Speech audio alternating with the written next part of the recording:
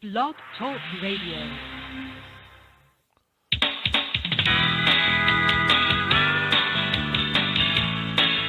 Contra Radio Network, Preparedness Radio, with your host, John Jeffers.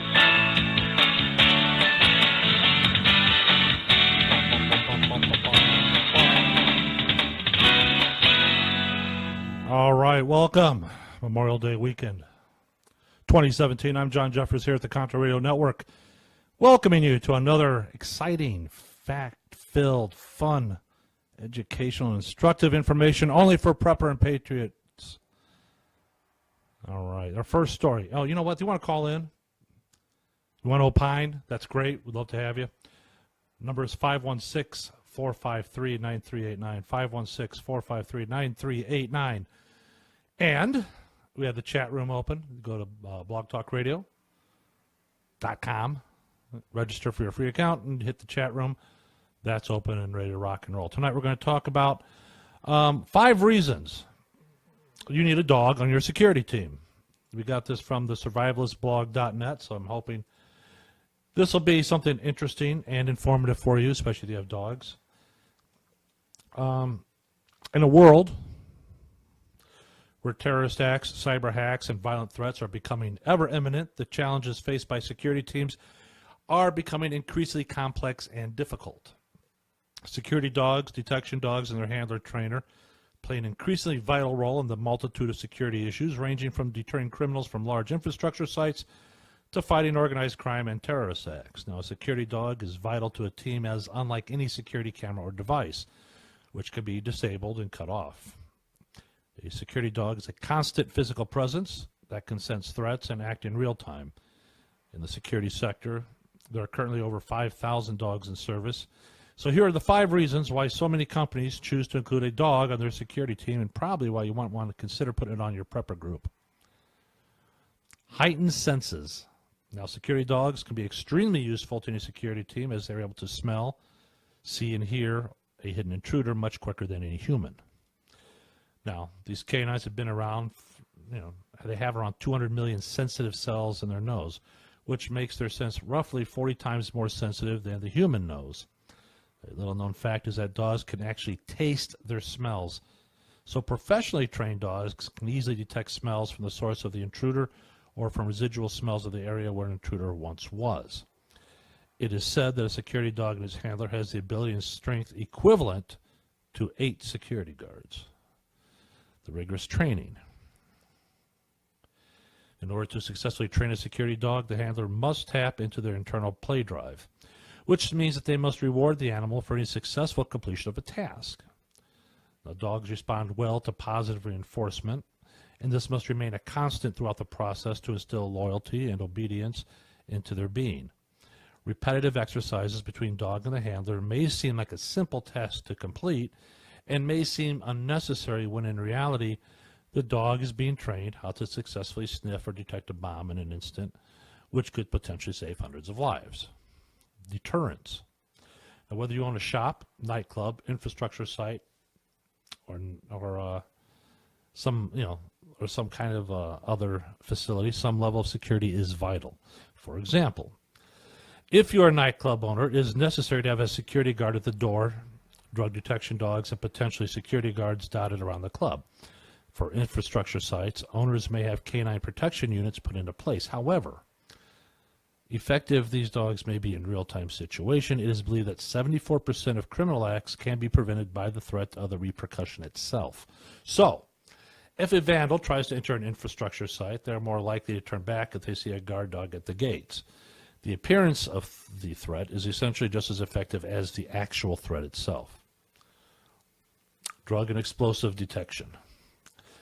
Canines are particularly useful for the detection of abnormal or illegal loads. Their heightened senses and their training they receive have resulted in the detection of illegal drugs, immigrants, and other objects being transported either in the back of vans, in bags at the airport, or even across the border in cars. Now, when it comes to high-profile events, organizers need to conduct thorough explosive searches before, during, and after the event, which means that there can be no room for error or miscalculation. Now, security dogs are essentially the initial contact or detection with bombs or illegal substances. So the initial detection by a security dog is supplemented by an extensive confirmation process. But without them on the security team, many fatalities could have occurred or may occur. Let's talk about loyalty and obedience, all right? Guard dogs get pleasure in positive reinforcements from patrolling and defending their territory. Their rigorous training means that they'll be quick, alert, strong, and highly territorial, but will not be aggressive until instructed to do so. The standard for dog handling and training may have recently been revised on how dog handlers should professionally look after their dogs on a day-to-day basis. Now, the best practice and advice means that a security dog will have all the correct training and obedience to ensure safety and safe practice of the security team and those in the operating area. Security dogs are a vital addition to any security team or a prepper group. They offer a new perspective and set of skills on the ongoing issues of the 21st century. The threat of violent acts and terrorism may never go away, so new solutions need to be added into the mix to ensure the safeguarding of businesses and of potential victims, and that means your prepper group as well. Something to think about. Something just want to put out there. What do you think? Yeah? No? All right. The Cyber Patriot has joined us on the live Facebook feed. Welcome. Glad he's here. What else have we got? What else have we got here? What do we got? What do we got? Let me see that. Oh, there it is. Okay. One thing we need to talk about. I want to talk about the new doomsayers, the new preppers, if you can believe that or not. Before I go any further, I have an all call for Western North Carolina. I have a prepper looking for a group. Tim's Rants, North Carolina. If you could, give me a shout. Better yet, email me with your contact information if you could at ContraRadio@live.com. ContraRadio@live.com. I may have a prepper for your group.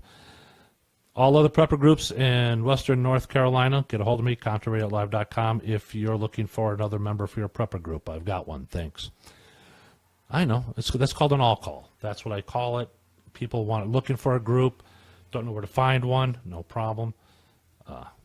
We got to take care of. Okay. Porky Wheel is in the chat room, as is guest 1326. Thank you for joining us tonight. All right, let's talk about now. I don't want anybody laughing if you're driving your car listening to this. No laughing, because you're going to end up in the ditch, and we can't have that. All right, I don't want you falling off into the ditch here. Let's put this down here. We got this from the freerepublic.com. I know. Just hang with me here, because believe it or not, liberals with guns and stockpiles, well, they're ready to rumble. I know. Liberals, the word liberals and guns and stockpiles is an oxymoron. They don't go together. We know that. But nevertheless, they are ready to rumble. And I want to share this with you so you understand, okay? So the new doomsayers taking up arms and preparing for catastrophe are American liberals. People wear gas masks next to the pipeline route during a protest against the Dakota Access Pipeline. Yes, they were doing that. Now, this is written by Matthew Sedaka, May 7th, 2017, at freerepublic.com. A month before the U.S. presidential election, Colin Waugh and his wife bought their first firearm. Donald Trump's campaign was taking an unprecedented turn, with the candidate baiting gun rights supporters to exert their influence and suggest that a loss in November would be evidence of a rigged system. The gun, as Waugh frames it, was a form of insurance in case American democracy dissolved into a quasi-Mad Max society and liberals become the hunted.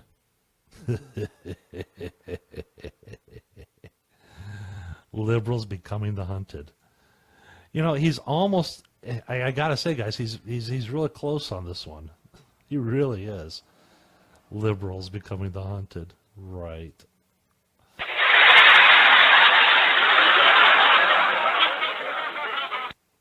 There you go.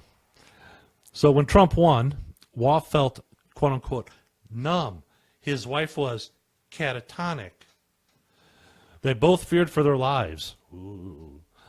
The couple, liberal Mississippians and stalwart Obama supporters, were not the primary targets of the right-wing vitriol directed primarily at Latino immigrants and Muslims during Trump's campaign. But from Waugh's liberal perch, seeing the new president's supporters on the news screaming, "We'll take back our country," and hearing similar sentiments from conservatives in his home state, even from friends, it felt like a genuine threat. You know, it seems to me Mr. Waugh needs to get a whole case of Vagisil, because it must really hurt. For the first time in my life, I realized my own freedom was my own responsibility, said Waugh. I could no longer trust Trump or Congress to reassure my rights and liberties would remain in place. But even though he sought self-sufficiency in his new America, Waugh realized he would need a new community of sorts. So on November 10th, 2016, Waugh logged onto Facebook and set up, get this, Liberal Prepper. The rise of the prepper movement. There you go. So he went to Facebook and set up the group Liberal Prepper. Feel free to troll that as much as you wish. As the group's name suggests, the Liberal Preppers, 2,500 members, are united by two things: their political leanings and a desire to learn how to prep. You know what? We should help them. Give them all the wrong information. Let them waste their money on it. To learn the various skills and tactics that would help an individual survive catastrophic events within one's community. It was founded with the following disclaimer penned by Waugh: "We welcome all individuals who are center and left of center politically. We do not knowingly accept conservatives, Trump supporters, into this group." So prior to accepting members, the group's administrators typically vet requesters for alt-right iconography. In other words, they're looking to see what kind of pictures you have. According to Kenny Stabler, the current moderator, any anti-liberal users that get past the vetting process usually are ejected not long after their first snowflake comment. Now, if somebody's a dick, we boot them, he says. Now, despite their shared politics, members' individual reasons for prepping vary. Some fear a Trump-triggered nuclear war, and others are worried about economic collapse. Where were you guys 8 years ago for the last 8 years? Nicole Pelt is a liberal prepper who says that nationalist rhetoric now coursing through Western society fueled her desire to prep. She says she's worried about the plethora of national and social disasters that are coming. Many of the preppers' reasons for joining are underlined by distrust of government, a new sentiment for many Democrats, and the result, fearing for one's safety. So when they're in charge of the government, they trust the government. But now they're not in charge of the government. I don't trust government anymore. Okay. So, quote, let me see, the quote, "Trump is a clown with the idiot Congress we have. I am concerned that we'll have an economic collapse," says Stabler. "The election freaked me out because after all this time, people are still voting Republican. Jobs pay so little and the economy is so fragile. That scares me more than some redneck morons." I see Mr. Stabler is suffering that somehow he is an intellectually elite individual. So until recently, prepping has primarily been associated with right-wing Second Amendment survivalists. Since the 2016 election, as well as the rise of nationalism and anti-globalist sentiment on both sides of the Atlantic, more folks on the left end of the political spectrum have begun to believe that disaster is impending. In response to this epiphany, Facebook groups such as the Liberal Prepper have gained steam, operating as educational platforms for liberals interested in prepping. The terms survivalists and preppers are occasionally used interchangeably, but Chad Huddleston, a professor of anthropology at Southern Illinois University, Edwardsville, who has studied prepping, believes ideology plays a significant role in distinguishing the two. Survivalism, he says, is a term largely associated with doomsday conspiracy theorists and right-wing extremists seen from the 1970s to the 1990s, including anti-government militias, fundamentalists, and terrorists. According to Huddleston, historic figures like the Unabomber Ted Kaczynski and Oklahoma City bomber Timothy McVeigh continue to be mythologized among some survivalists. More recent incarnations of survivalism include far-right patriot movements like the Three Percenters, founded in response to Barack Obama's 2008 election win, and the Oath Keepers, comprised of both current and former military veterans as well as law enforcement officials whose stated mission is to defend the Constitution against all enemies, foreign and domestic. Both organizations have caught the attention of the Southern Poverty Law Center, which lists them as extremist anti-government groups. The SPLC. What a bunch of clowns they are. Unbelievable. Now, prepping, on the other hand, is a relatively new term adopted by practitioners who wanted to distance themselves from those radical ideologies. It is meant to be the apolitical version of survivalists, though by now the term has become a bit of a catch-all. Nobody wants to call themselves a survivalist because of the baggage, says Huddleston. They call themselves preppers. But when you talk to them, you realize they're often old-school anti-government militias. They just put on a new category. Now, the genesis event for many nonpartisan preppers, says Huddleston, was Hurricane Katrina in 2005. At that time, both the citizens of New Orleans, as well as news watchers around the nation, witnessed the government's fallibility. The Bush administration, it seemed, could not or would not react to the disaster with the level of commitment and haste needed, exacerbating the suffering of thousands in the wake of the deadly storm, despite the fact those thousands were told to get the hell out of there. The 2008 financial crisis stoked additional fear as Americans began to see the deep vulnerabilities in the U.S. housing market and the nation's financial system, which, of course, we all know is Bush's fault, right? So, the liberal preppers and others like them seem fringy or unreasonably paranoid at first glance, but prepping is starting to move more and more into the mainstream. On Facebook alone, there are hundreds prepping-focused groups searchable with the phrase preppers, and plenty of others with the word survivalist. Some memberships are as large as 60,000. I would love to have 60,000 listeners for this. I would love to have it. So some of the country's most influential people have latched onto the trend. Now, though they may not consider themselves preppers, Silicon Valley's rich and elite are clearly thinking along the same lines as Juan Stabler. Earlier this year, LinkedIn co-founder and venture capitalist Reid Hoffman told The New Yorker he estimates over 50% of Silicon Valley's upper class owns hideaway property in either the U.S. or abroad. New Zealand is a popular choice among the tech community, with new residents including the likes of Peter Thiel.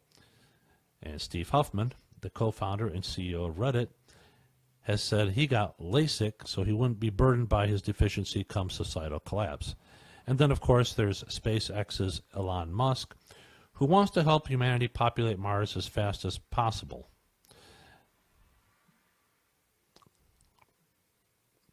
Prepping is not a uniquely U.S. phenomenon. Although it has different flavors in different parts of the world, a scale of people trusting their nation's government probably reflects how people prep.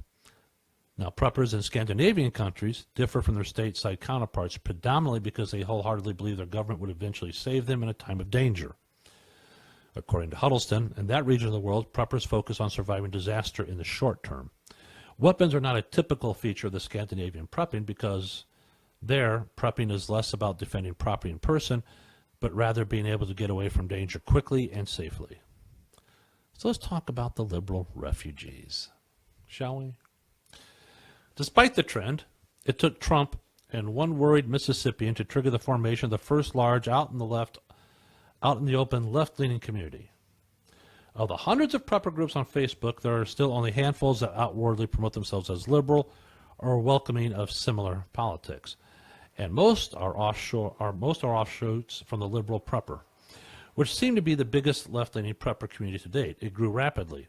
Stabler says that it had only 30 or so members in the early days, then it jumped to 100 or so, then more each time it got a mention in the media. Many of the more experienced liberal preppers are refugees from other survivalist groups who sought out a more politically like-minded community. Now, they are educating people such as ourselves, liberals, who you never think would prep, says Juan. Some members have already shared seemingly advanced techniques like how to evacuate from one's home without leaving a trail. Others offer more rudimentary, probably more useful survival skills like fire starting and water purification methods. They're helping newbies daily who are noticing what's going on and think it's really scary. Ooh. Who think, I want to protect my family regardless of the type of disaster, says Waugh. Now, Seth Hemond, an outdoorsman now living in Washington State, has been prepping for a decade or so, long before Trump entered the White House. While living in Massachusetts during the blizzard of 1978, Hemond learned that the government can't and maybe even won't always help you out. To this day, he remembers the hundreds of New England residents left in freezing temperatures without heat, water, or electricity for over a week. If people ran out of food, they couldn't get groceries for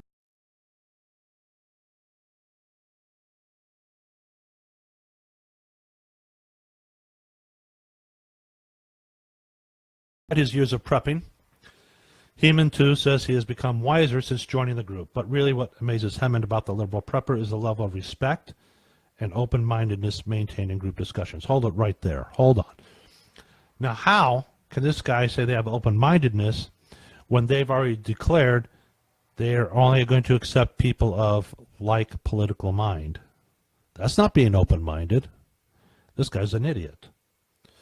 Get back to it. Compared to other online prepper and survivalist forums, he says that if there's any sort of silver line to Trump's election for the prepping community, it's this. Suddenly there are a lot more like-minded individuals adding new perspective to these niche discussions. Things that are verboten elsewhere.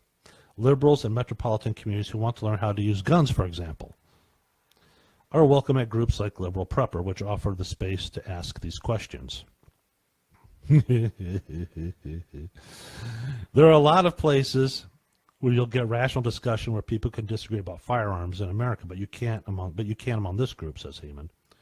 So it's like this dialogue going on between this group of adults who may have different levels of skill sets in the thing they're trying to figure out, but having an adult conversation about the politics around it. Now that's an interesting dynamic.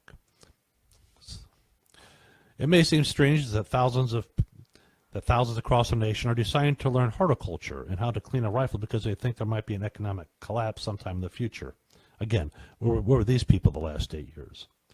But Art Markman, a professor of psychology at the University of Texas, Austin, who researches decision-making, says prepping isn't outside the bounds of normal human responses to fear. There is enough news out there that can be frightening. Now, that's an extreme reaction on their part, but not an inappropriate one. Unless, of course, you have to be the political right, then everything we do is inappropriate. Just ask any liberal academic. People are forever trying to wrest control over situations that feel beyond their control of understanding. This might involve focusing on aspects of their lives where they feel they are taking charge, or ascribing responsibility to a higher power like religion. The preppers are doing the thing that fits with their belief system that makes sense for control over the situation. And because it emerges from a deep belief that we just can't trust the institutions around us. It is a rational response to that set of beliefs. I wonder what Mr. Markman would have said about preppers, say, I don't know, a year ago. What would he think then? Learning the survival techniques that are core to prepping might even provide long-term health benefits, Markman said. In the short term, stress can be a good thing. The sudden surge of adrenaline as well as the increase of cortisol can help us in situations like potentially violent conflicts. But experiencing stress for a long period of time is damaging. Markham uses the case of a divorce that drags on for 6 months as an example. The divorcees might self-medicate with alcohol, but a healthier response is to take up projects like learning to play an instrument or remodeling a house, which essentially shelters them from the stress response. He says that for members of the liberal prepper, whose long-term stressor is the helplessness they feel about the threat, whether real or not, of apocalyptic war or economic collapse, learning some homesteading techniques might actually help them remove their stressors. In the long term, Markman says, if prepping becomes this way of life, it keeps the fearful stuff at bay, because as far as they're concerned, unlike everyone else, you're doing something concrete. Ready to talk, and they're ready to fight. So, according to Stabler, liberals were learning how to ensure their safety in case of disaster long before Trump's presidency. For years, left-leaning Americans interested in survival practices, picking up outdoor skills, learning how to can and preserve food properly, even taking notes on how to use a gun without hurting oneself, lurked on places like the red-hued survivalist boards. But they were cautious about their encroachment on the right. And as these discussion boards are not exactly welcoming of liberal perspectives. Well, well, well. What do we think about that? What if is in the chat room? Guest 1450 is in the chat room. Welcome, welcome, welcome. I'm curious. What do you all think? All right. We got more. Oh, Donovan, thank you. He's on the Facebook during the live feed. Appreciate it. If you want to check out the live feed, you can. The live feed is on the CRN like page. CRN like page. Donovan, thank you. Very good. Oh, yes. Okay. What was this? Antifa will be in Houston next month. Already a very large contingent of patriots are meeting them at the Sam Houston statue in Houston. That is correct. Cyber Patriot, thank you. I appreciate it. Reminds me, if you have not had a chance, I think it's June 10th. June 10th in Houston, the Patriots will be congregating to take on the Texas Antifa in a counter-demonstration. I am sure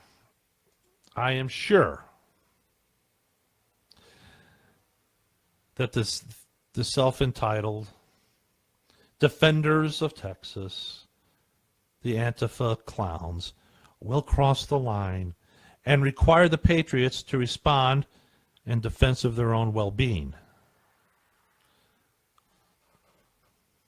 If they show it all. Yes. So what do you think about that? Yeah, liberals with guns. And they're going to start their own. You know what? Fine. I don't care. Those clowns can do whatever they want. Oh, we got a call. I got a call here. Hold on. Go ahead, caller. Yeah, I'm just listening to what you're reading about what the liberal professor said, and I couldn't help but gag. We all were. And I wanted to say something, but you muted the line, so I was sort of like talking to myself. I'm sorry. Go ahead, sir. Fire away. Okay. What is it you want to say? Well, here's the thing, and I think, you know what, and to some degree, the conservatives are also guilty of this to some degree, and that is this: oversimplifying, over-stereotyping, over-profiling. Mm-hmm. And that's clearly what they've already painted the picture of what conservatives are. You're going to kick anyone out that has any type of any sign of conservatism to their icons, to right, whatever. It's ridiculous. But then again, to balance that out, conservatives pretty much stereotype all Muslims as being terrorists, and even though that's not true, it seems more simple to basically, consider all Muslims to be bad, without without any type of consideration to the ones who don't want to do terrorism. So that's like in World War II, all the Japanese Americans were pretty much interned, even though a lot of them were not pro-Japanese, but a lot of them were Americans as well. They didn't take any chances. They gathered up all the Japanese Americans and put them in compounds, and they did forced labor. So it's not the first time the United States has done this. It's not the first time Americans have done this, and I'm pretty sure it's not going to be the last either. You can see right here examples of over-profiling and stereotyping on the part of liberals with regards to conservatives, and mm-hmm. a part of conservatives with regards to liberals, but and also to Muslims. I think it's a bad way to go about doing things, to be honest with you. If you're going to have groups, if you're going to form a prepper group, if you're going to form a team that trusts each other,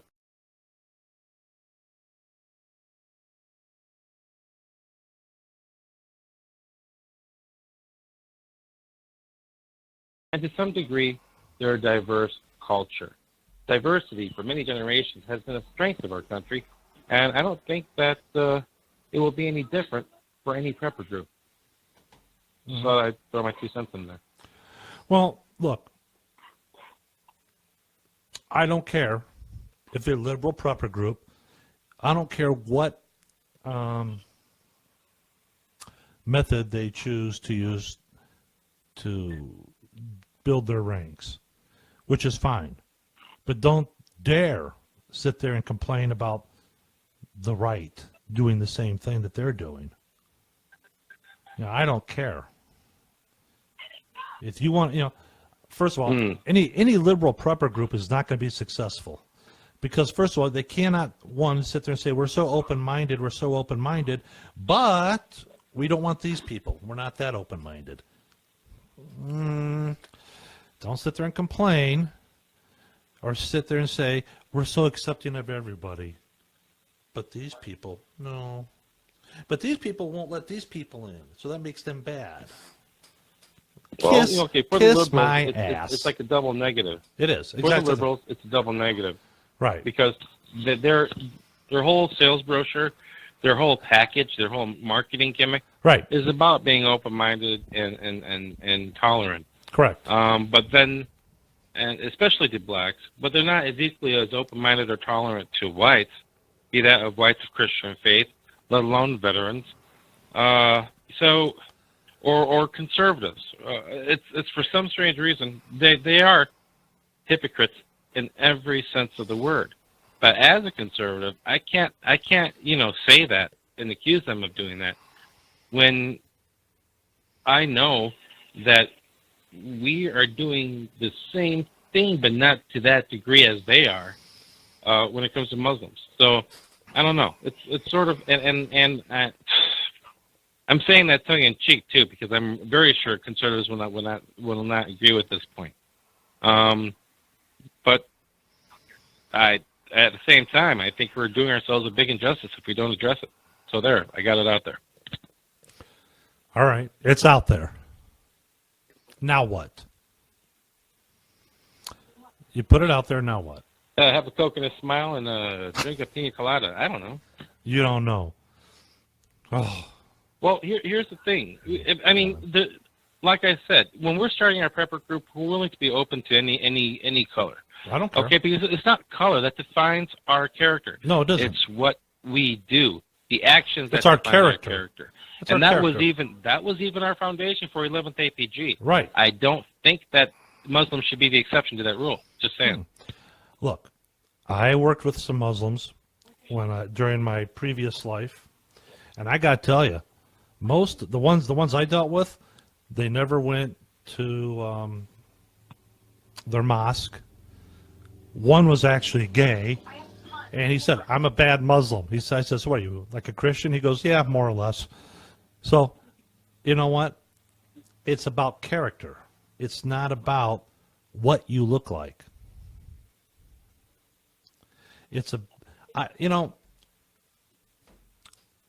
like people at church. And I've said this to a few people. I said, I don't care what you did beforehand. What I care about is what you are now. What you did before, that's in the past. You can't change it. No one's going to take credit for it. What I am interested in is what you are now. You can't change the past, but you can change your future. Out of that, there's 2 or 3 people that express interest in becoming preppers.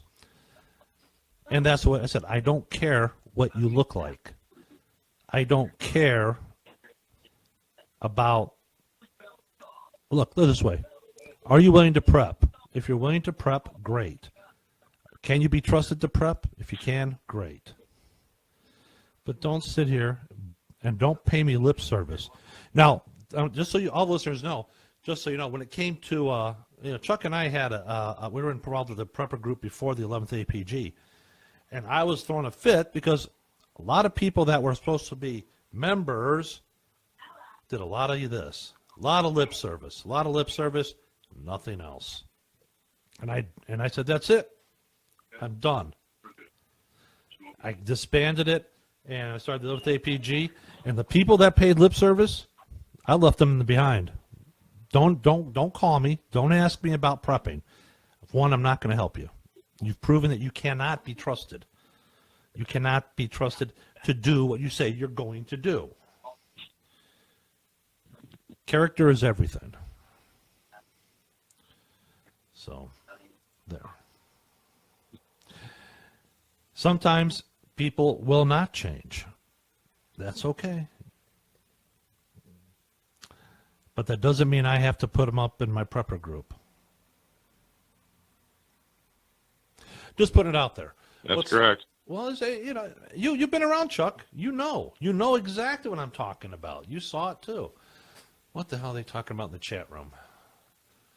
Well, let's be honest. When it comes to prepper groups, we're more friendly towards those who share our ideology. Well, who so have the same values as we do. Like-mindedness. And they're easier to trust. And yeah, that I get that too. So, so in that regard, the liberals are pretty much, doing the same thing that perhaps we would do when it comes to membership into our groups. We're vetting each other. And trying to make sure that we don't have any type of membership that could cause trouble for a group. I understand that. And if that's the case, then don't sit there and say, well, we're open-minded. No, you're not. You're not. If you were open-minded, you wouldn't care what my political views are. But don't sit, like you said, the hypocrisy is great.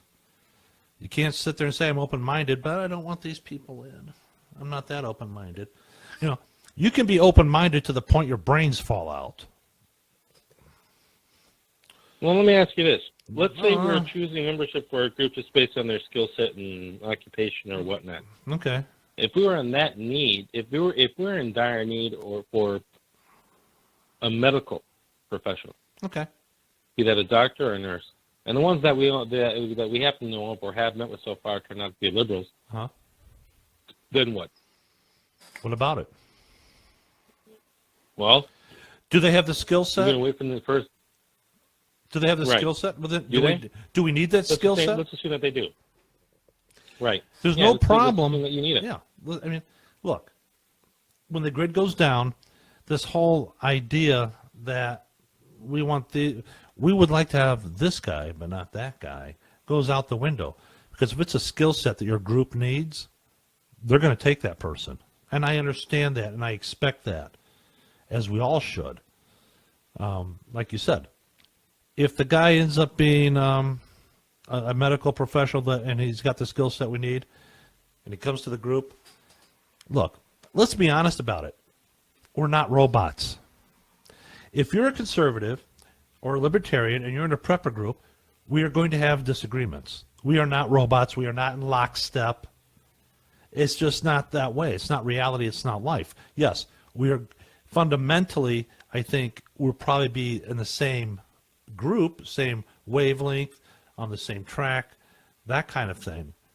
But on the minor issues that go here or there, they're always very few people agree on 100% absolutely everything. It just isn't true. Even if they tell you that, it's just not true. Everybody's got a limit to a particular issue and what they think. Everybody does, and that's what they do. Not every, like I said, not every conservative or libertarian in a prepper group is in lockstep. We're not programmed to say, oh yes, yes, yes, yes, yes, yes. It reminds me of that. Who's that goofy actor who was sitting up there with that the video monitor? Oh, Shia LaBeouf, that goofy bastard. Sitting here, he'd say, "He will not divide us," and then the other mindless morons behind him repeat it.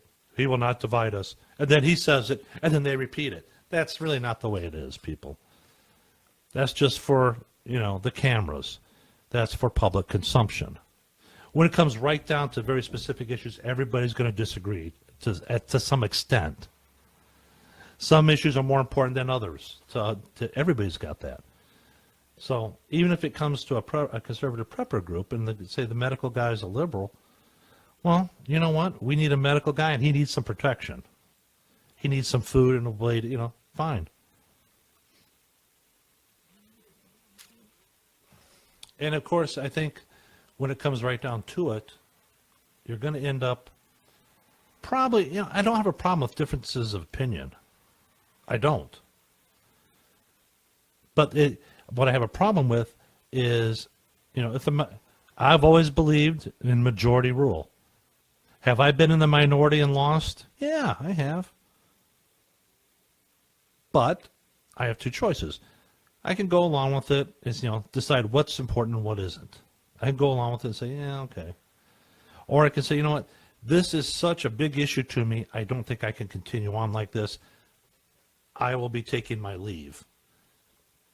Yeah.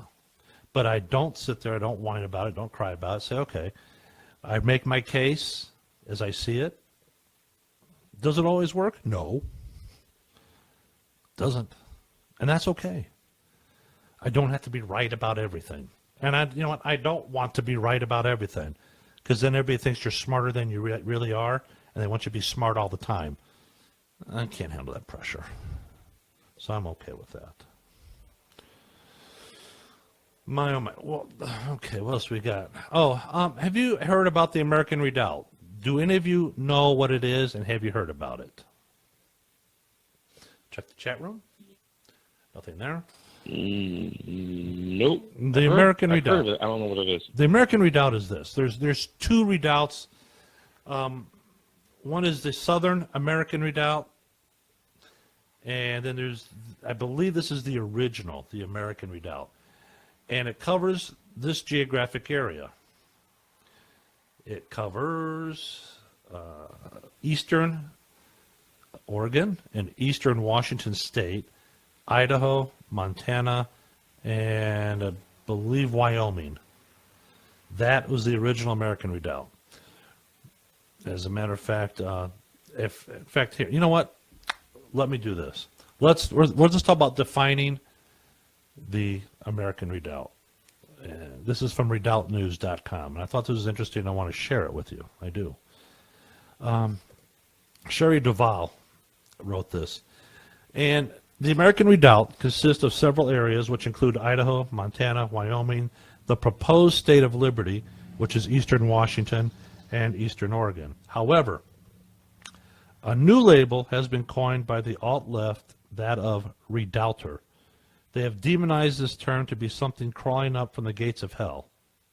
Anyone that is conservative, homesteaders, God-fearing, liberty-loving, supports the U.S. Constitution. Now, which part of that list is bad? The Redoubt is not an organization. It is a place. It is a geographic location. And what a great place to live and to raise a family. The weather is comfortable, it is not too crowded, and it is not overblown with government regulations. Folks from all over the country have moved up here for just those reasons, and a few more. They want to live around people that think the way they do. The name American Redoubt was coined by James Wesley Rawls through his series of books and his website, survivalblog.com. It took hold several years ago and has grown exponentially since. And why not? The alt-left have their redoubts, such as Chicago, Los Angeles, New York City, and Seattle, to name but a few. They call them safe spaces and push their socialist agenda. They are happy to share it with their neighbors, and they shun anyone that does not conform to their views. Now that the ultra-liberal socialists have found out about our beautiful piece of heaven in the American Redoubt, they are furious that they have not gained control and turned us all into brown shirt-wearing socialists. They need the whole country. They are not happy it's just a part of it. They want it all. Well, we like it here just fine. We can share our conservative views and not be incarcerated for them. We can garden and preserve the fruits of our labors. We can raise livestock and provide meat for our families. We can go to church and share the word of God without fear. And if anyone does those things, are now being labeled as bad, as a redouter. Well, I have got bad news for them. There is no organization, no leadership, no weekly meetings or dues-paying members. We are not a political party. We are not a religious cult with our own Bible. All these myths have been started by the alt-left extremists to vilify conservatives that do not agree with them. Some call it a state of mind. Well, I guess that is true.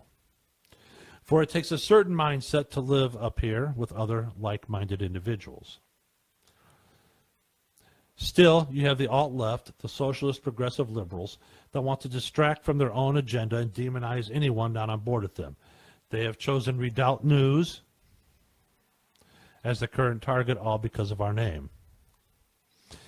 As a note for you listeners, redoubtnews.com, redoubtnews.com, that's where you want to go. We chose Redoubt News because it involves where we live, this beautiful area that is a slice of heaven. We report on issues that are important to the folks that live here. It's as simple as that.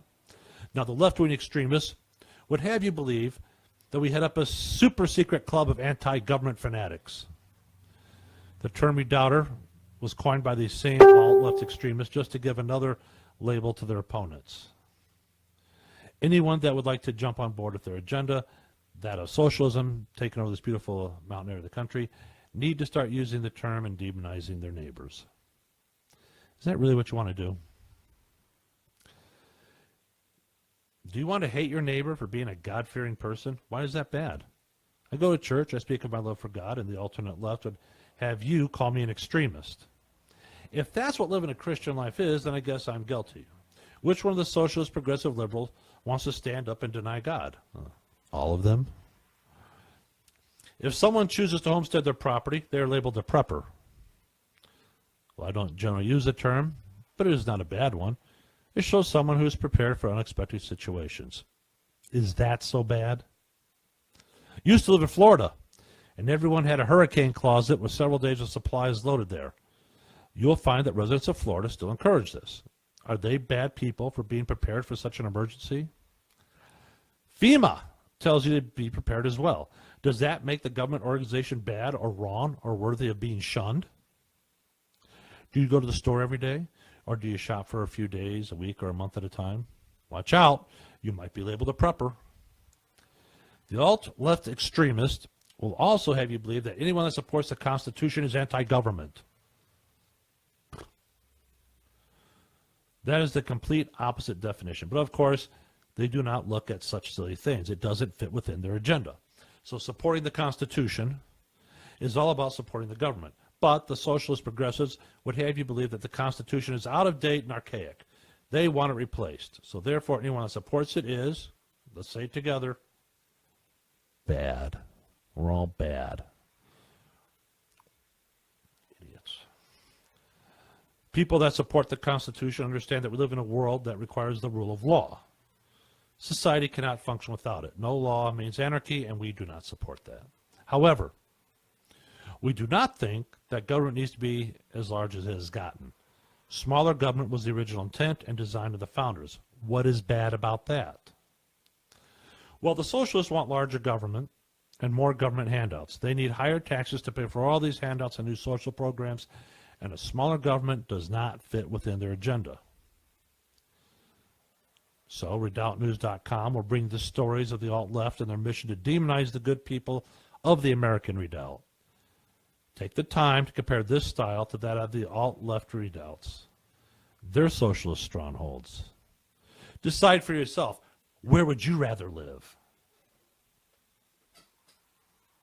Well, we're waiting. Huh. Are they right? I see Terry has joined us at the Facebook. He's on the Facebook feed. Hey, Terry. Glad you're here, buddy. We're still waiting for Terry to get his subject matter together. He's going to put something together. In fact, I think he was working his man still today.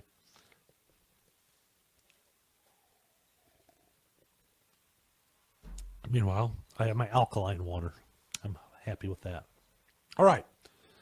What else shall we talk about? Hey, you want to call in? You can. Chuck's already in the studio here. Our number is 516-453-9389. Again, 516-453-9389. And, of course, the chat room's rocking and rolling. We got guest 1326, guest 1479, Porky Wheel, Tim's Rants, and What If, all in chat room. It's gotten kind of quiet there, guys. What's going on? I understand Porky Wheel because it's like, 2:30 in the morning his time. So I get him being kind of quiet. Sometimes he falls asleep and doesn't realize, that, he's still hooked up to the chat room and we've been off we've done the show for 3 hours. That's when he wakes up and goes, oh, but that's all right. I'm glad he's here. What else we got going on there? Donovan on the Facebook chat says, this is why the Convention of States is such a terrible idea. Donovan, please call in and explain your answer, your post. Our number is 516-453-9389. I'd like to know if you're just joining us on the CRN like page. We have the live video feed going with the show right now. So that's why you could get that one. You can do both. You can catch the chat room, what's going on there. You can check out what's going on also during the live feed, because they also have a chat roll in there too. All right, good. All right, Tim, now that I got your attention, I got a prepper in Western North Carolina. His name is Billy, looking for a group, wants to make contact with you. Is it all right if I send him your email address? Get a hold of me, let me know. That's what I'm talking about. Okay. Do not go around when you see a member who has served in the military for this fine country of ours, our republic, and say, well, have a happy Memorial Day. Wrong. Don't do that. Don't say that. Memorial Day is for the remembrance of the fallen, the dead, those that did not come home alive. For those of us living veterans, we have November 11th, also referred to as Veterans Day. So unless you really hate the person, don't go say, well, happy Memorial Day. What you're really saying is, I wish you were dead. No. Okay. Just so you know the difference. Most of you do know the differences.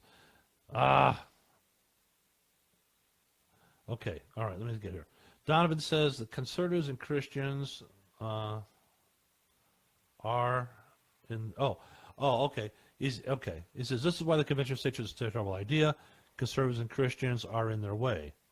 He can't get on the phone right now, but he says it's simple. Any part of our Constitution can be deleted or changed. Well, if they think they've got the votes to change any part of the Constitution, they have to have a vote, a majority, 3/5 of the states to vote for it. Good luck. I think the last time I remember them trying to do anything was the Equal Rights Amendment back in the 70s. And they couldn't get 3/5 of the states to agree on that. Good luck. And not only that, but they went way over their time limit, because you have a specified amount of time to get the state legislatures on board to support an amendment change to the Constitution or to change a part of the Constitution. Didn't make it. So bear that in mind. What else does I want? Oh, yes. Before I forget, oh, good Lord. All right. Many liberals think that they can impeach Donald Trump. Hillary gets to be president. No. The Constitution, you have to remind these morons, these brain stems, that the Constitution takes that into effect or into account. They don't get, the loser doesn't get to be president any more than Obama gets to be president again. Believe me, I've seen that post. I just about laughed my ass off. The Constitution is very plain and is very clear. Guess what? The vice president takes over. That'd be Mike Pence. And then, if I remember right, and I could be wrong here, I don't remember, maybe some of you that are older than I can remember, when Nixon resigned, Ford was sworn in as president, and I don't remember how, if he was able to just to pick his vice president. I don't think there was I don't remember there being a special election for vice president. So I'm thinking he just gets to choose whoever he wants to be vice president. If I remember right. You sure it wasn't the Speaker of the House that got promoted or something? Or I don't remember. I was only like 11. Let's see, that was 1973. So that was only 10 years old. But I remember my parents watching the Watergate hearings, and I remember all the news flashes, like the Saturday Night Massacre, when Nixon fired everybody. I don't seem to remember. I don't remember how Ford got his vice president. I'm sure there's those out there that remember, who are older than I am now, and I'm sure they remember how it went. I don't remember how it went down. So it's kind of ironic that you mentioned the Watergate thing, because back then that was the most scandalous thing that could possibly happen on American psyche. Oh yeah. Fast forward 30 years, and we have all the freaking corruption shenanigans happening in D.C. right now. committed by Obama, and everyone just absolutely ignored it. Right. It was reported in front of them, and the information and the substantiation was out there to support that statement. Mm-hmm. They just ignored it because they wanted to feel good about having a black person as the president. So, yeah, that's I would say our collective values not just as a nation any has black definitely sunk. person, not just any black person, because Herman Cain was in the Republican primary in 2008. So no, it was a very specific black person they wanted. They're a black person. They wanted a liberal black. It doesn't matter. It didn't matter to the media that Herman Cain was black. He was a conservative black, and he wasn't living on the plantation, and he sure as hell didn't need any help from the government, being the man who he is. Well, that just goes against their entire agenda. So they're looking for a very specific black person to be their presidential nominee. Look, I don't make it up, people. I'm not that smart. I'm not smart to make stuff up like that. Anyways, what should we talk about now, Mr. Chuck? Let's see. Well, you have the train knife or stabbings that occurred. Two men tried to intervene when some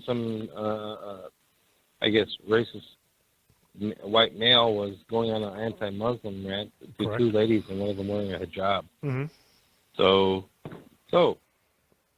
if you want, we can briefly discuss about that. What could have been done differently? Whatever you'd like to do, sir. I'm gonna turn the show over to you.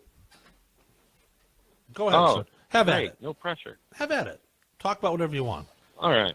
If something new comes up, I'll give you a shout. Well, first off, let me go on the record by saying I don't give a care who you are, what group that you're affiliated with, your color or your religion.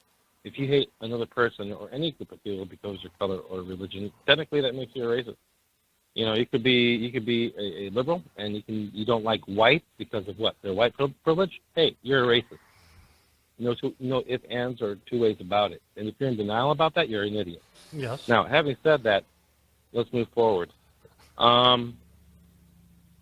So we have this one racist male that went on a rant. A tirade. Two other males tried to intervene, and they got knifed to death.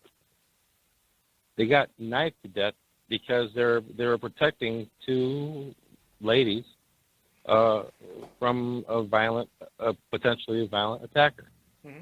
I don't think that there isn't one person on this show who wouldn't do the same thing, even though we're conservative, right? I don't think there's a decent human out there who's not necessarily on this show that would witness it and not do something, outside of, trying to record it on their phones and make it go viral on YouTube. You got those fuckwits out there as well.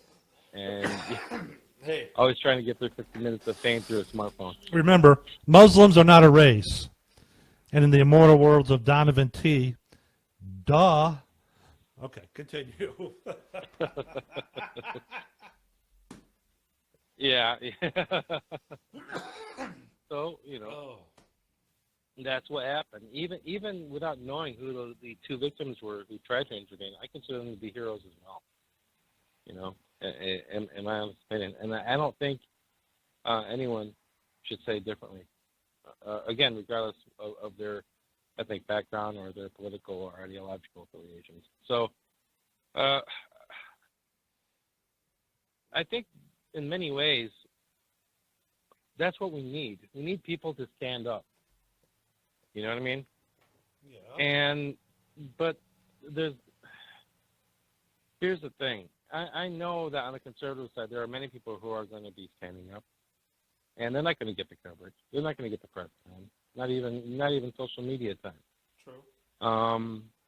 Let's take what happened over in Berkeley, for example, when Antifa decided to go on a violent streak because the mayor of Berkeley told the Berkeley PD to stand down, and even stripped potential violent weapons away from conservative protesters, but let the Antifa protesters keep theirs.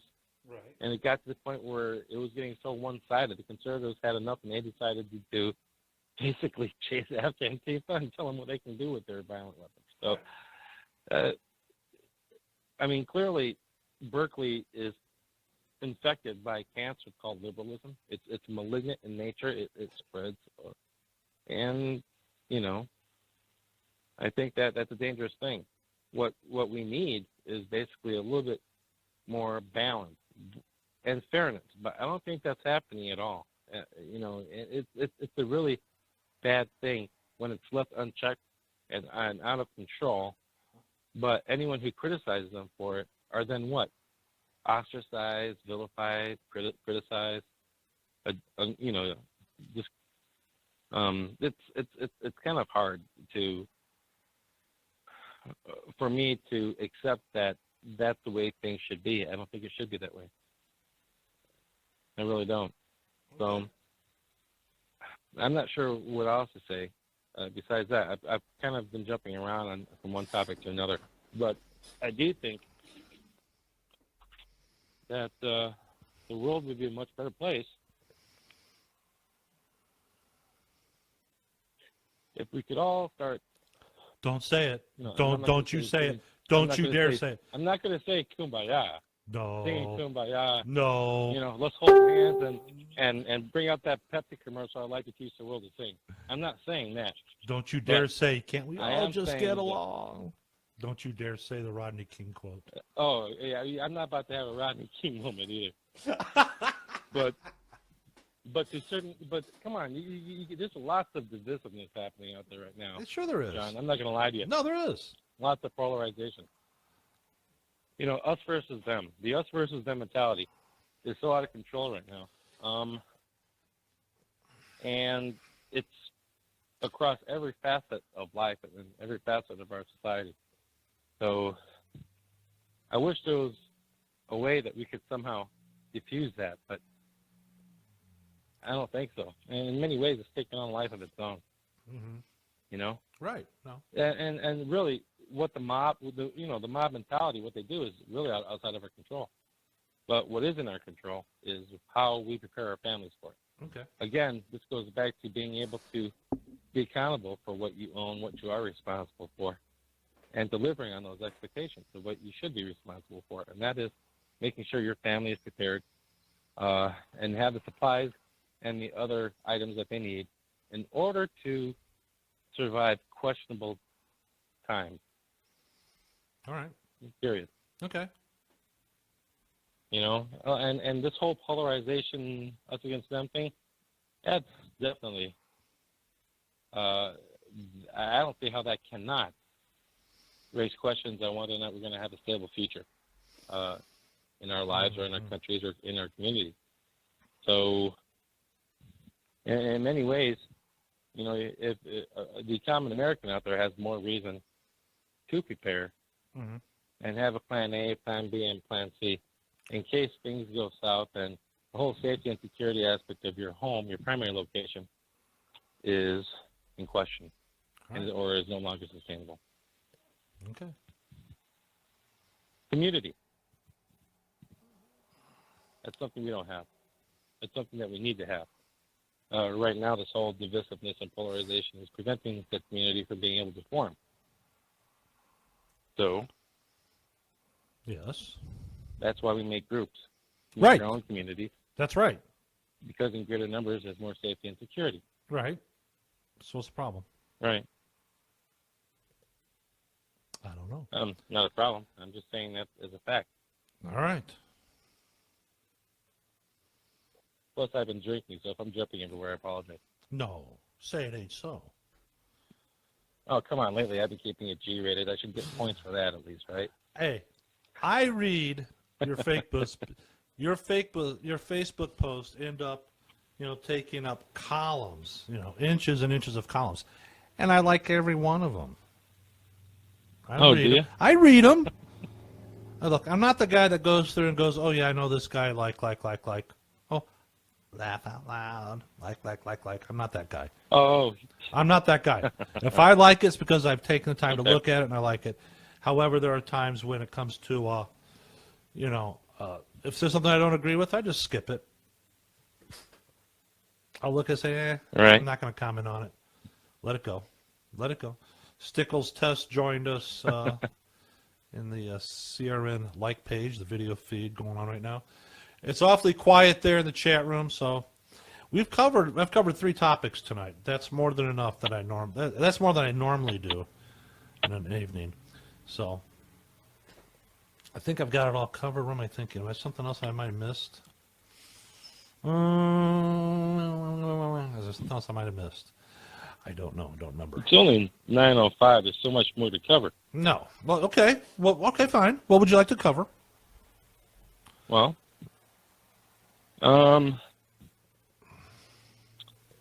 let's see. Items to consider adding to your preps. I think that, outside of the normal medicines that most households have, but in limited quantities, ibuprofen, acetaminophen, plus your medications and so on and so forth. Mm-hmm.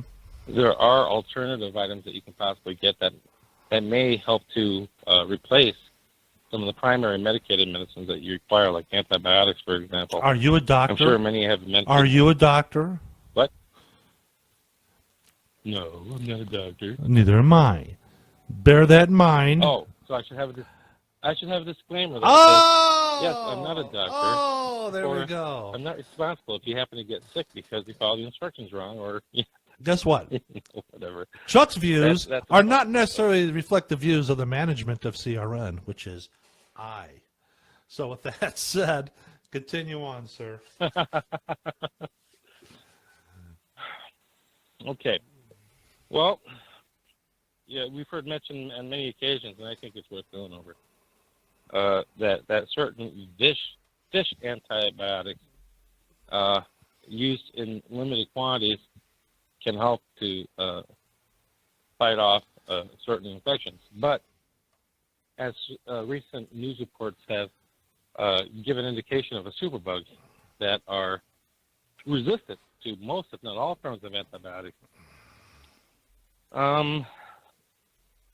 then that brings to question the effectiveness of the fish antibiotics. So it's getting to the point where if we're having unreliable antibiotics or alternative sources of antibiotics because there's superbugs out there, it seems to underscore the importance of being aware of your environment and the people you come in contact with who may or may not be sick, and in which case plan B, instead of just relying on the medicines that you have that you think might help treat a certain infection or a certain condition that you have, that maybe we should start getting into the habit of quarantining and separating the healthy from the sick, Mm-hmm. and isolating the sick people to prevent the sickness from spreading to other people.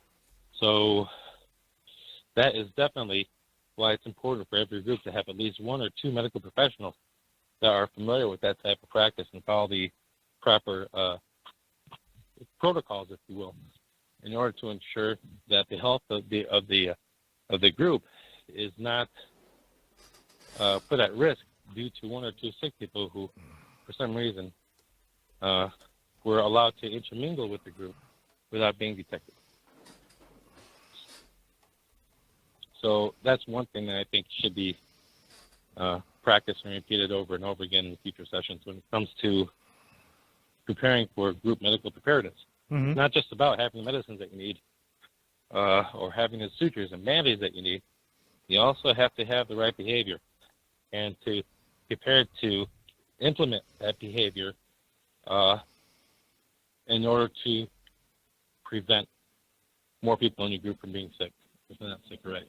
All right. So that I want to mention. Let's see. What else I should go over? Whatever you wish. Okay. Building groups. I wrote something there's a in good part one. one about That's a building good groups, and I was promising, and for the past couple of weeks, I meant to come out with a part 2, but I didn't. Now, here's the challenge with building groups, and we covered part of that earlier on in our discussion regarding stereotyping people, profiling people, for any indications of, I don't know, something in a certain subject that might indicate that they have ideologies that are different from yours, in which case, if they do, they'll be kicked off your group, like that, the one liberal group that you were talking about earlier on. Mm-hmm. Now, the problem with building a group is that it's really hard to balance out being open and talking to other people to see if they're open, if they're open or are okay with the idea of forming a group without compromising operational security. Number one, that's challenge number one. And challenge number two, in doing so, you don't know if they're going to look at you and think that you're a complete nut job because you're one of those guys who, happen to be like a doomsday prepper on National Geographic. They just haven't had you on the show yet. You know what I mean? So basically, I think the best method of prepping first, in order to grow your group, is to start with your home and family. You first have to be a team inside your home. You also have to agree on a sort of, plans to put in place for any type of, situation. So, but if you want to build that group, it's usually safer to basically share your thoughts and ideals and your fears and concerns with your family first, and put the question up to them on whether or not they would be willing to, form that group first as a family, and then from that point, then each family member can bring in one or two people of other individuals that they know from work or from school whom they happen to trust and maybe share the same ideals as they do or as you do. Mm-hmm. So this is an ideal plan for families who have more than two or three members. I'm not talking about mother, father, maybe a son, or mother, father, maybe a daughter, but maybe a four-member family, like a son and daughter, two sons or two daughters, because they happen to have a larger social network. The more children that you have, and then that means you have a larger group of people who you could actually, consider for possible membership or future participants in your group Mm-hmm. moving forward. Okay. Now, for smaller units, that's a tougher call. If you're just like a husband and wife with no kids, then it's fair to say that your social network is going to be significantly smaller, if existent at all. So you don't have people you may have people from work, but even then, when you work with them, you don't know how they really are, because you only know them professionally, Correct. not personally. You don't know who's got people waiting in the well and who doesn't. You don't know who on Friday nights looks in their well and says, it puts the lotion on or it gets the hose. You're right. Right.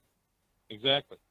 So the only other option that you have for, like a single man or a single woman who wants to get into prepping, Mm-hmm. or maybe a couple with no children who want to get into prepping, Mm-hmm. is to basically talk to your neighbors, talk to people that their social circles will be a lot smaller than a high school kid, true enough. But it doesn't mean it's non-existent. There may be a few people who believe in quality versus quantity, and they may have a few people who they trust and they would go to in their time of need. Start with them, right? Or cousins or uncles or whatever that don't necessarily live with you.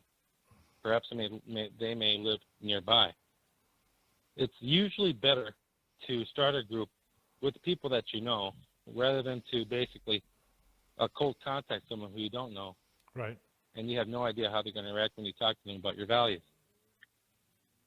So maybe I should put this on paper and put that on CRN. Sorry about that. I just thought about this now. Okay. I that would be the number one rule, is basically consider complimenting your group with people that you know whose values have demonstrated to be trustworthy and reliable and dependable.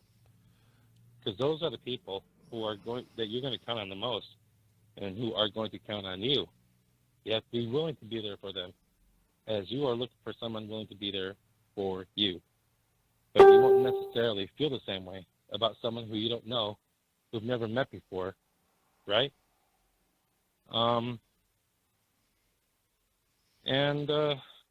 I think that's all that I have on that regard.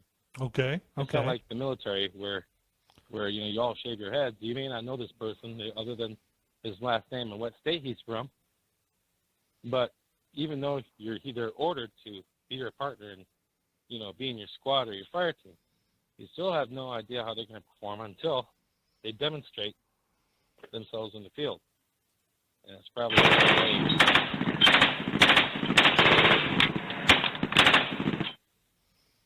right. So you never know when how everybody's going to react till they're actually under pressure. Yeah. So and that's the problem with cold contacting people who you haven't had much interaction before. Right. Especially people who you haven't spoken to in a very long time. Probably create some type of activity out in the field and invite your friends or people who you think are cool to come over, Right. And go in some type of activity that requires multiple groups to contribute, building a campsite, building, I don't know, a latrine. I've got we got a question, and I want you to answer this. Yeah, go ahead. Because this is going to go up your alley. You fathers out there with daughters, here's the question that came into the chat room, and I want you all to pay attention. My daughter's engaged to a guy who's a total waste of oxygen. That is, he is an oxygen thief. In other words, I do not approve. I'm struggling about the fact I want her with us, when the grid goes down. But he's not welcome. And he would like us to discuss that one. I will say this. Porky has brought up an excellent 2 points. One, why did you let her get engaged to him? And two, you got guns. There you go. There's something for you to discuss, especially for your dads out there. So, ooh, yeah, there you go. That's a good one. All right. Yeah, I hear crickets. No. You want no. Don't even. You're a sad person. You're very sad. Well, You're very sad. Here's the issue with that. What? Yeah, daughter. She's 25 boyfriend. years old. If Okay. she's 25, she should be prepping. Yeah, she should wants be to prepping by now independent. She anyway. doesn't want anyone telling her what to do. Right. Not only that, but you know what? She's 25. My daughter's 21. She knows to prep, and she does what she can. I mean, yes, it is true. She still goes to college, but she puts a little bit aside every. That's because she's learned it from me. She's, his daughter's 25. One, you aren't going to tell her what to do. I get that, and you know what? And you shouldn't. Yes, you should give advice when asked, but if she's going to marry somebody that you do not approve of, do this: sit back, watch, and wait. And if he is truly an oxygen thief, he's going to screw himself. It's just a matter of time. That is, without a doubt, true. Believe me, my daughter had plenty of boyfriends. I just sat there and found the dog bone, and I just started chewing on that because I didn't want to say anything. But it wasn't long after that the guy screws up, does or says something, and you are free and clear. Now, Well, here's the complication with that. what? Talk to me. What do you think? Well, if you love your daughter a lot, and if your daughter is insisting on one of those ultimatums where she's not going to go alone, she brings her boyfriend with her, not at all. One of those deals, 2 is a package, and you have no choice. Mm-hmm. Excuse me. Then you have no choice but to accept them in. but Why? You don't have to let him in. work his ass hard. Well, hold on a minute. If you don't let him in, your daughter's not going to come. Not If you want your daughter to be there and be there as a family, Maybe. then yeah, you're going to have to compromise to let her in. Okay. It's different if the daughter's under 18. So if she's like 25, Yeah, she's 25. there's no way around that. Well, then fine. She could be. She no way could around start prepping on her own. She wants the oxygen thief with her. That's fine. Help her start prepping on her own. Help her start prepping on her own. I was thinking, he might be an oxygen thief, but let's see how he performs out in the field. If he's going to be a spoiled brat about it, then, give him some tough love. And I'm talking about. It won't do any good. I'm talking about five-knuckle tough love. Well, you know what I'm saying? Oh, I'm sorry, honey. He got lost in the woods. I don't know what happened to him. I don't know about all that, but look, here's the thing, because the only other alternative is that your daughter ends up going to his family, and if his family is like this guy, and oxygen thief and totally a deadbeat. You know what I mean? No, I get it. Then I you get can pretty it. much kiss your daughter goodbye. All the more reason. Sit back. You have to be. If you're a father, you got to be watching. You got to be watching over them. It doesn't matter how old they get. You're still kind of watching over them, making sure they're okay. I mean, let's face it. Young adults do not make good decisions. They just don't have the life experience to make good decisions. Most people do not make good life That's correct. decisions. We don't. And it doesn't matter how old we get until like 80 or 90, if we're lucky to survive that long. Then we actually have some pretty decent decision-making skills, provided we haven't contracted Alzheimer's or God knows what else is out there. And there's not one middle-aged person out there, regardless of gender, who will not say, who have not said at one point in time, man, if I could go back in time, knowing what I know now, I'd do things differently. Hey, 20/20 hindsight is wonderful. If you're like in your teens, or if you're 20 or something like that, yeah, you're pretty much stuck in stupid mode, and you'll be making stupid mistakes until you mature enough and learn from your mistakes. That's all there is to it. There's no avoiding it. I think if it was my daughter, first of all, I tell my daughter things she doesn't want to hear. Okay, fine. I'm not going to tell her things just because I think that's what she wants to hear. I'm going to tell her things that, there are times she's not going to want to hear. Why? Because I'm her parent. I'm not her friend. With that said, I would sit down there and let her know exactly what I think about the oxygen thief, and tell her, look, what else do you want me to call them? There's lots of oxygen thieves out there. I just can't round them up and do what I want to. You got to wait till the grid goes down and no one sees you do it. Loser. Deadbeat. Whatever. Anyways, take your pick. My- There's lots of bad shows out there. well, what happens is this. Let's just be honest about it. I would sit there and I just tell her, look, this is what I think about this guy. I cannot have him at the family retreat. However, I am willing to help you start getting prepping for your own. First of all, that helps get her started. Two, Okay. Two, that keeps oxygen thief okay. out of danger from you.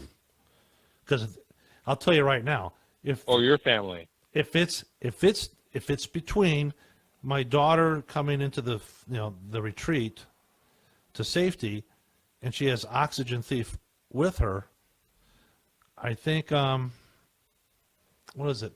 What did Tim say? Tim said what did he say? Tim in North Carolina says, I'm thinking he shows up and catches one of the cranium, and then I just say, sorry, I slipped. Porky Wheel, on the other hand, says, wait till he's on guard duty, then put him in a hole. Tim says he's it's not as simple as that. No. Okay, so let's say, how about, allow me to add a complication. Oh, go ahead. What if said daughter, who's 25-year-old, has Yeah. an oxygen thief, and they happen to have a kid, and they didn't get married? Uh-huh. Right? All but right. now you have another variable in the equation. Right. It's not just about your daughter and this oxygen thief. It's about a potential granddaughter in the future of your family.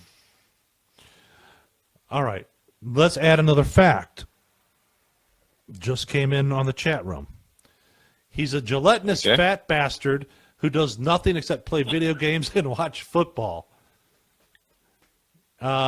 Porky Willis asked, does he work? Tim says, well, he sells video games for a living, but can't even hold onto an assistant manager position. He's just a sales clerk.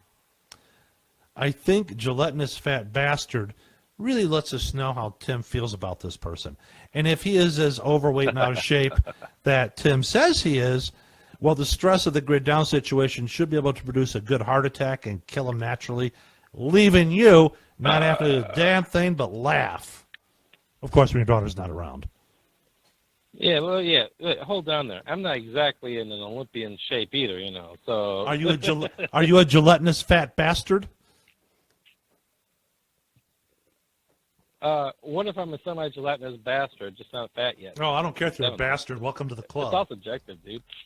Well, I'll admit I'm soft in the middle, but then again, yeah, you know, but John... yes. Would your queen describe you as gelatinous? Okay.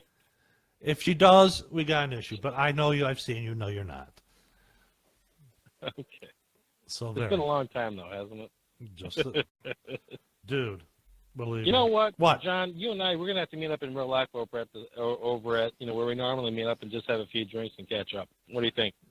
As long as it's not, the mothership hasn't landed there and disgorged all the other bad things around. I don't care.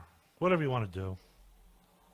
Whatever you want to do. Offline. I was trying to I tried reaching out to, remember when I spoke to you when I was over Yeah. at the Bass Pro Yeah. parking lot? Yeah. We were talking about, what is it? Oh, yeah, the website gundistrict.com. Yeah. Yeah. Yeah. That happens to be free. Have you been able to see that yet, or are you still having issues? No, I got to it. I'm just trying to decide if I can do what I think I want to do with it. If I do through there, I'm gonna have to get. I'm gonna have to get some more equipment. I'm trying not to spend money on equipment.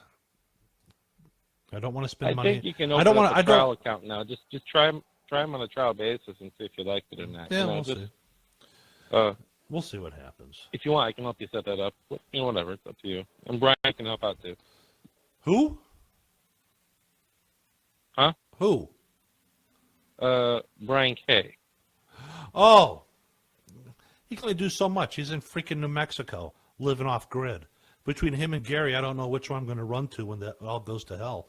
They're both living off grid. I just decide, I just can't decide. They both have cell phones. You can still reach them. Sometimes. Okay. It depends. Like Gary's usually listening in, so. Okay, I'll tell you what. Let me set something up, and I'll share with you the administrative account of our group page. I'll set up a temporary group over at gundistrict.com. Well, yeah, we'll see. I'll give you all the information, No. and we'll just try it out. No, as far as I can't run another group. I've got my. I think that's more of a multimedia thing, right? Did I hear someone on the voice? What? A voice on the phone? Yeah, it's me. I heard someone. There's nobody Okay. else. There is no phone. There's no phone. You on the computer? Oh yeah, you're talking through CRN. Got it. Yes, sir. Yes, sir. Now you got it. Yeah, got it.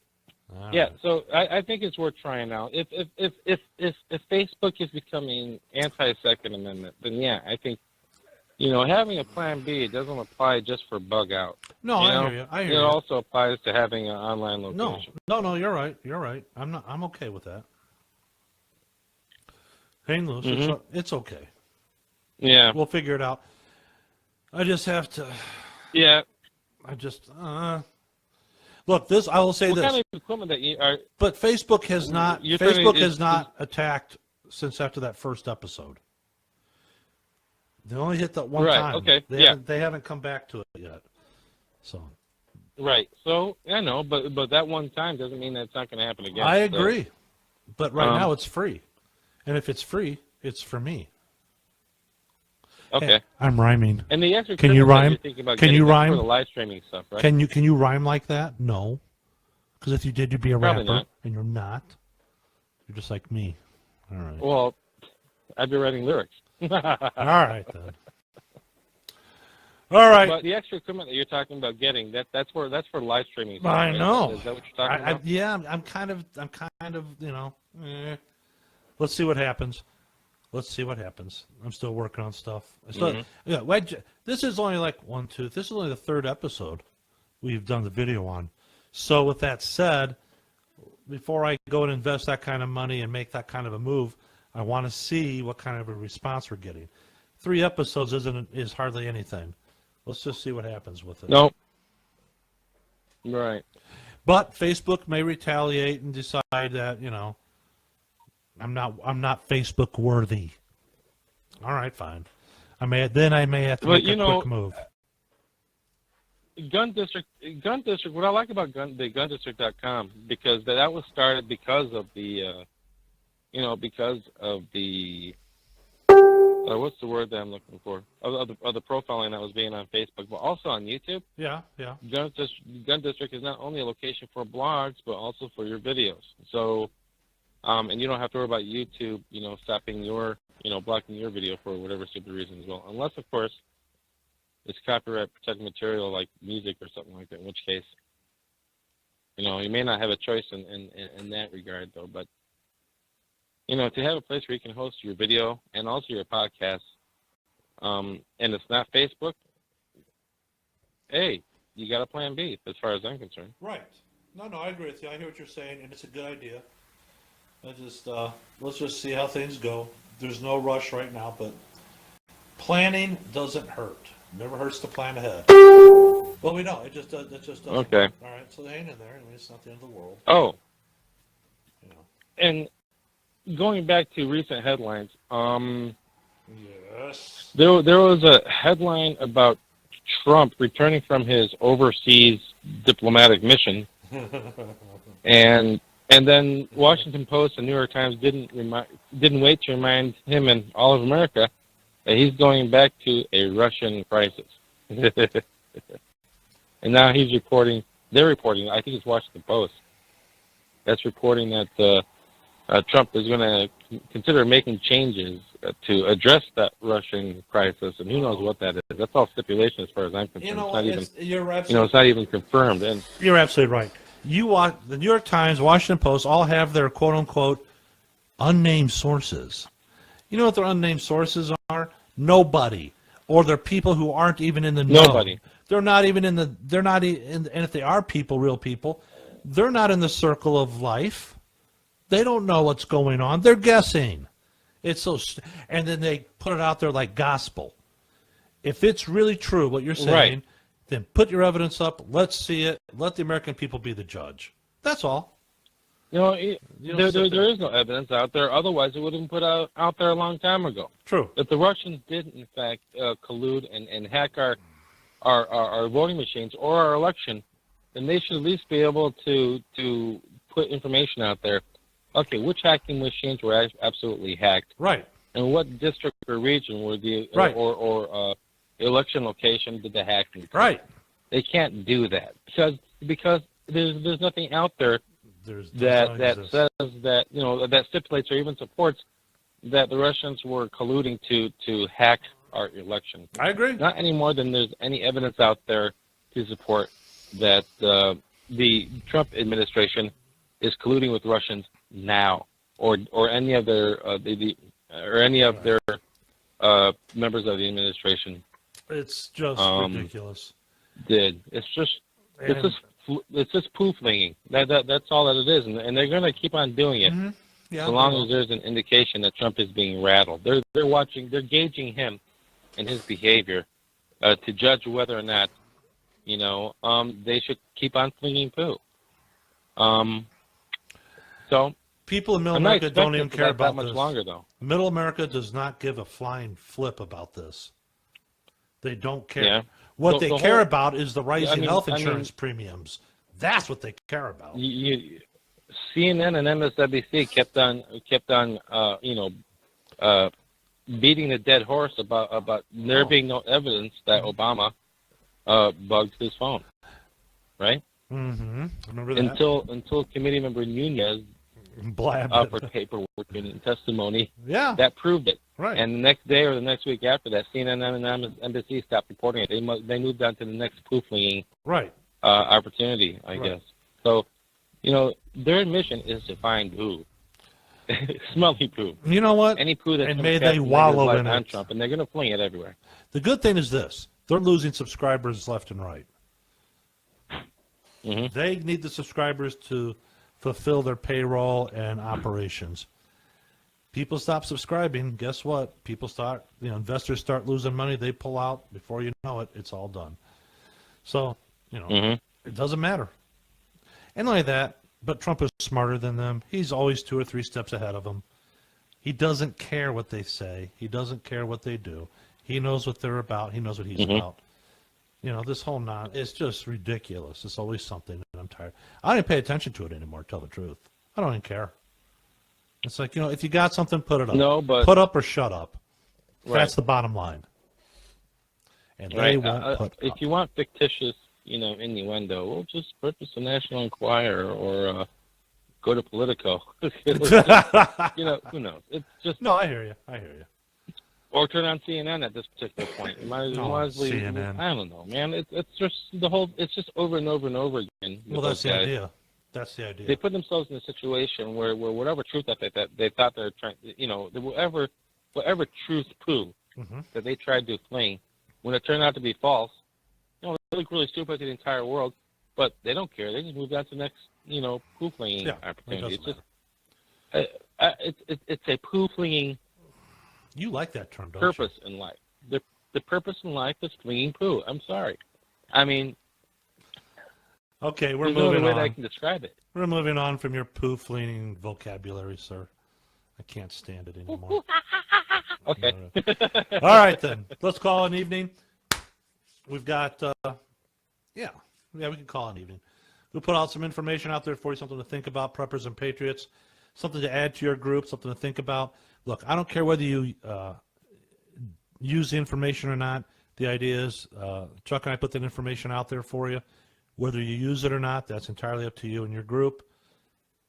Got to get a hold of Billy to get information over to Tim and hook those guys up for their prepper group. So with that said, I'm thinking about this, and I'm just putting it out there. To signal the end of the show, perhaps I should close out with the EAM signal that is sent to the nuclear missile silos when there is an alert or a message or action message. Play it for us. You got a sample?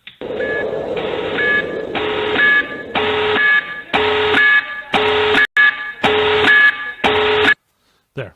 That's the EAM signal that goes to the missile silos. So, what do you? I was thinking about maybe using that or using that as a signal during the show that I've got information or something I got to get out there to the listeners. What do you think? What's your opinion? Well, yeah, that missile silo beep is irritating. It's supposed to be. You don't want to sit there and lull Well, the missile crews to sleep. You want them to get their attention, like, But if you don't like that, I'll civilian broadcast. No, get the civilian broadcast televised message when it starts off with a long beep, You want and this then you'll one? hear the recording. What This you is civilian. you want this is the you want this one? broadcasting system.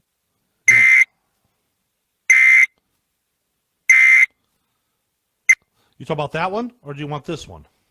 Yeah, that one.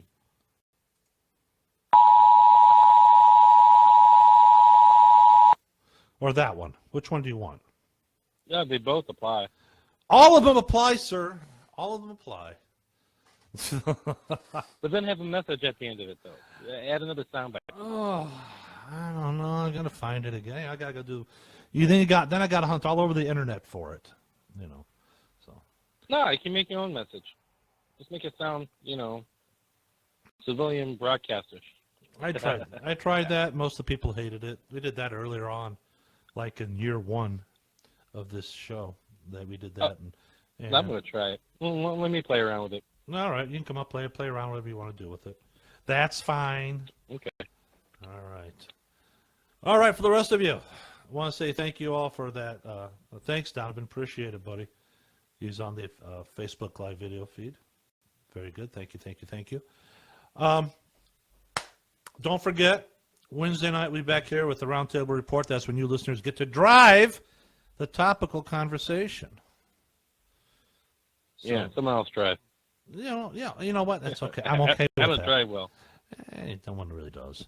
So, with that said, hey, look, don't forget about Dawn's show. She had a good one rolling Friday night, and of course we had to do Julie. Julie's got a real job other than doing the Ladies of the Watch.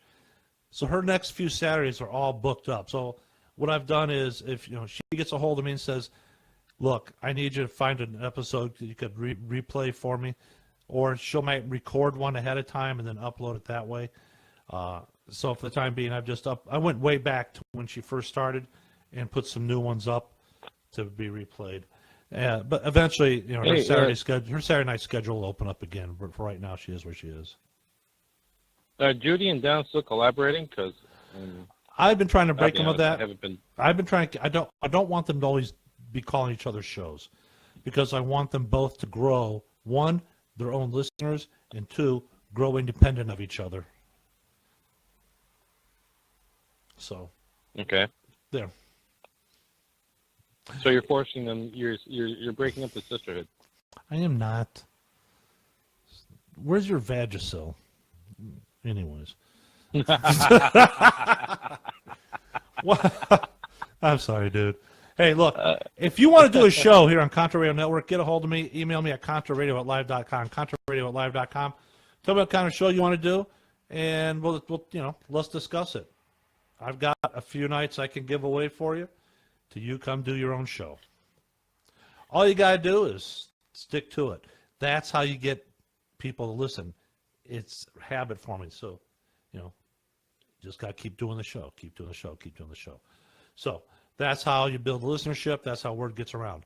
Look, this is a very tight-knit community, niche in the population, preppers and patriots. We are a subculture. And because of that, sometimes we're far and few in between, and not everybody talks to each other about being a prepper or a patriot. As such, again, the idea is to do a little bit of time. Just keep doing your show, keep doing your show, keep doing your show.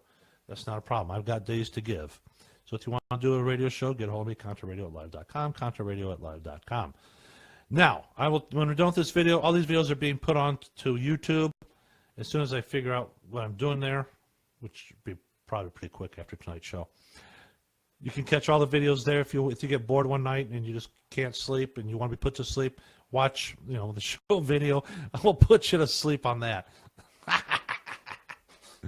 As for you guys in the chat room, I want to say goodnight. Thanks to Porky Wheel, Tim's Rants, What If, who else showed up? Guest 1694 and a couple other guests. Thanks again for showing up. We appreciate it tonight, guys. Thanks. We'll see you guys.